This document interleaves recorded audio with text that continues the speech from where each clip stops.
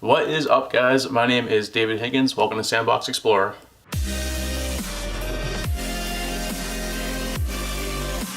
So my first video ever was 10 open world / sandbox games I'd like to see ported onto the Switch.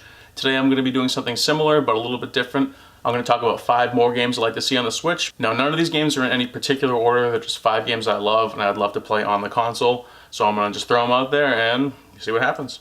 Alright, to premise this first game, I'm going to talk about the fact that I just saw the new Godzilla movie and it was amazing. It's absolutely my favorite movie I've seen so far this year, even including Detective Pikachu and Endgame, which I think are the second and third in that order top greatest movies of the year so far. But Godzilla was amazing. I'll go see that movie like 5 more times, like legit. It was amazing. So because of that, I really got the itch to play a Godzilla game, and the last one I played was Godzilla Destroy All Monsters Melee on GameCube. I love that game. That was actually the deciding factor on whether or not I got a GameCube, a PlayStation 2, or an Xbox back when I was 11, I think. My birthday gift was going to be whatever console I want, and I actually went with the GameCube. I was researching and, I saw different games.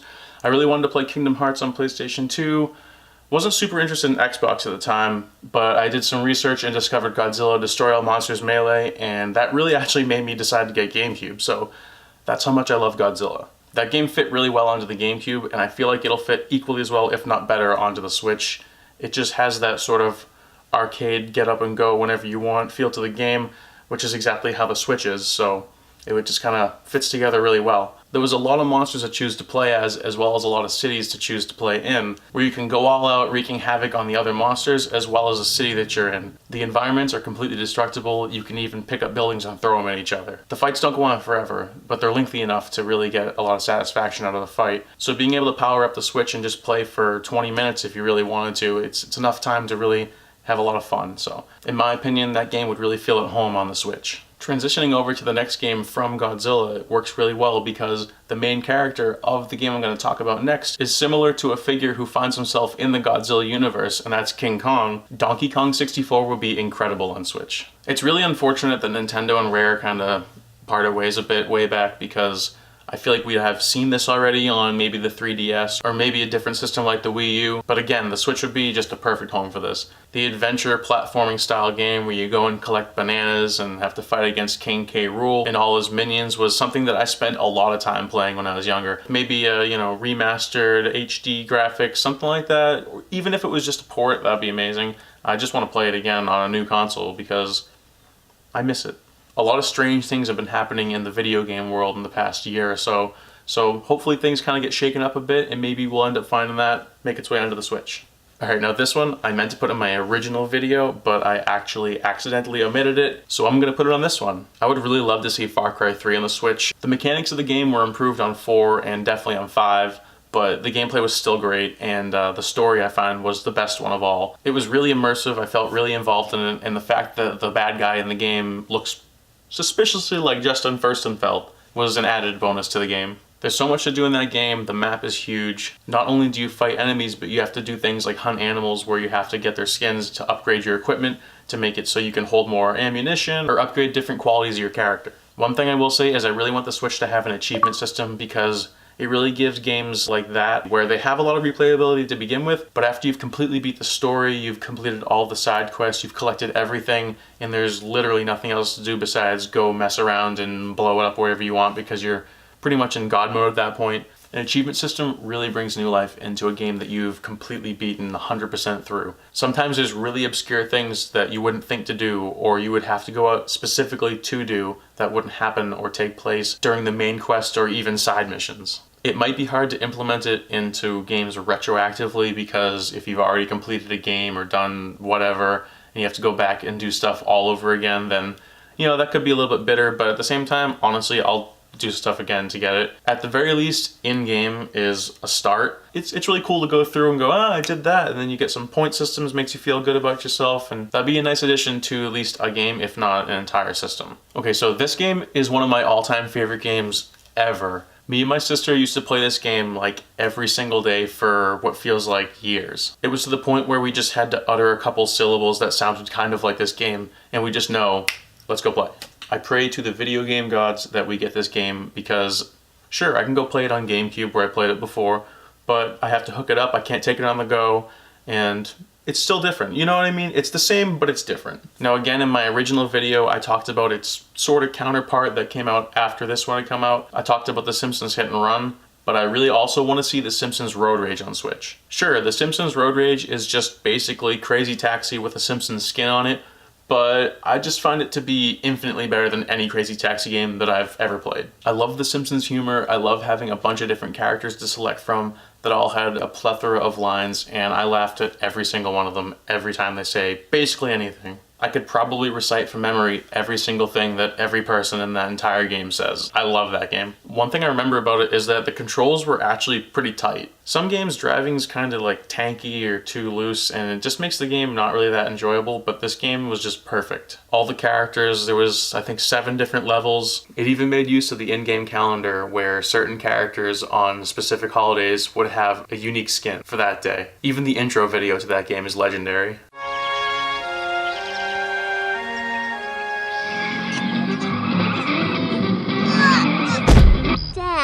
Quit playing those stupid video games, boy. I want to watch TV.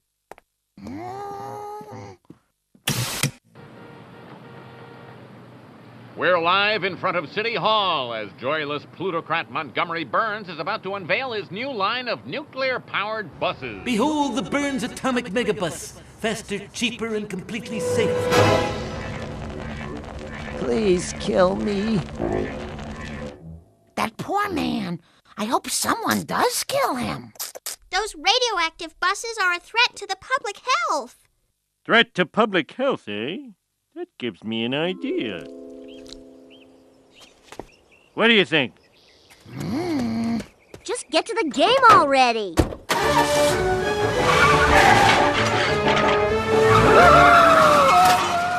What could be really cool too is the fact that now that we have online at this day and age where we didn't on the GameCube, well, besides Phantasy Star Online, but that's neither here nor there. It's a very different ballgame now. Being able to play online with friends or even against random people, which is probably the only way that Nintendo would make it, because that seems to be how they like to do it. If they did things right, then they would have it so you can play against your friends online, and that way you can play head to head, but you don't have to have split screen. Split screen's fine, but like, let's be real here. The fact that we don't need to do that very often anymore is kind of liberating because you have the entire screen to yourself. Sure, maybe you're sitting alone by yourself, but as long as you get someone in your ear talking to you and you're hanging out with them in the game, you're hanging out with them. It even had a great story where Burns is running the nuclear-powered buses and they're trying to stop them from doing that because it's a threat to public health. Threat to public health, eh?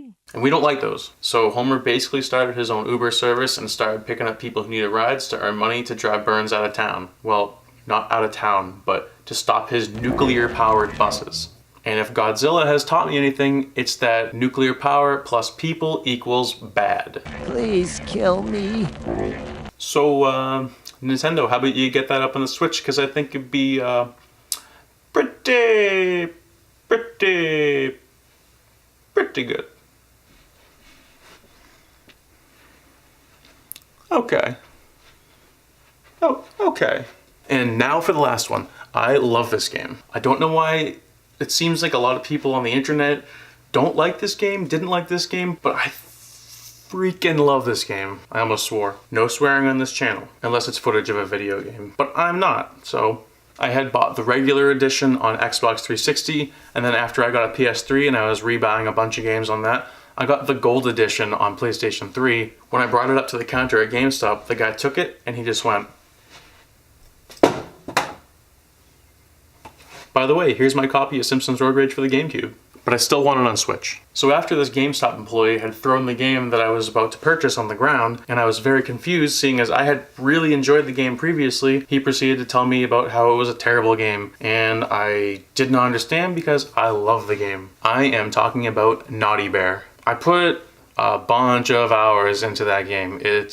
I don't know, I think it's great. Like, you're a stuffed bear, you have a British game announcer who is basically the voice inside your head, it seems, and he narrates your life. You're all set to go to Daddle's birthday party, you got a gift and everything, and then Daddles doesn't want you there. Daddles is a jerk and he deserves what's coming to him. So after you find out that Daddles and all his other friends are laughing at you and they don't want you there, and you're just kind of this outcast that they don't give the time of day to, even though you're clearly awesome. That British voice inside of your head tells you to go show Daddles what's up. So you literally have to stalk these other stuffed bears, find them, stalk them, go scare them, set traps, find different weapons, and brutally murder them all. You have to be careful though, because they'll run away if they know that you've killed another bear or attacked another bear, and you don't want them to escape because you're trying to kill them all. You can hide in the woods and bushes, you can hide behind different buildings, you can hide in lockers, they can hide in places, and you're supposed to scare them. The more scared that they get, the more points that you get. So it's actually in your interest to try to basically make them go psychotic, and if you do make them go psychotic, they might actually kill themselves, and that will get you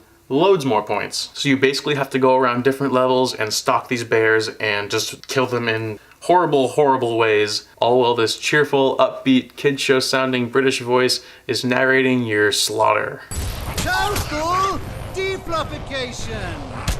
You defluffed them all! It's more of an arcadey game where you have different levels to choose from. Each level is open world where you can go wherever you want in that said level. And you have a time limit that you can sometimes freeze, or you can add more time to it as you go and collect different items. And you don't only have just the plain bear to go and play as, you can unlock different skins and outfits that will make your character have different attributes for whatever you want to do in a particular game. You earn points for each game that you complete that you can use to unlock those outfits. It's cutesy, friendly art style with the dark, evil slaughter. Kind of reminds me of like Happy Tree Friends. That's probably why I like Naughty Bear. I just realized that there's probably a lot of people who don't know what Happy Tree Friends is. I think it's funny. Although the one with Lumpy and the spoon and the bone, whew, it's still rough just to think about it. But yeah, that game was on 360 and PS3, so it'll definitely be able to run fine on the Switch. I think that game would fit really well on the Switch, especially with the fact that they've been a lot more open to M-rated games in the past couple of years since the Switch came out. You know, they had ones here and there on the Wii U and the Wii, but they're much more kid-friendly. Now they're branching out again into more broad audiences, which is part of the reason why I got drawn back into it. I had a GameCube, I got a Wii, not a huge fan of the Wii.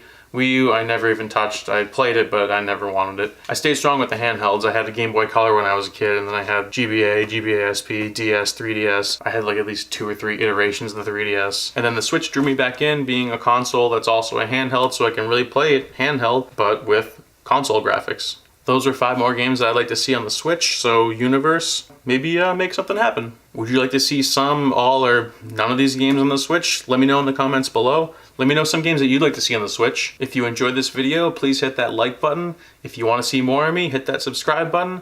And if you want to know when I release new videos, hit that little bell. Thank you for watching my video. I really appreciate it. You could be spending your time doing anything else in the world, but you chose to spend this time here with me right now. So really, thank you. I'll see you on the next one.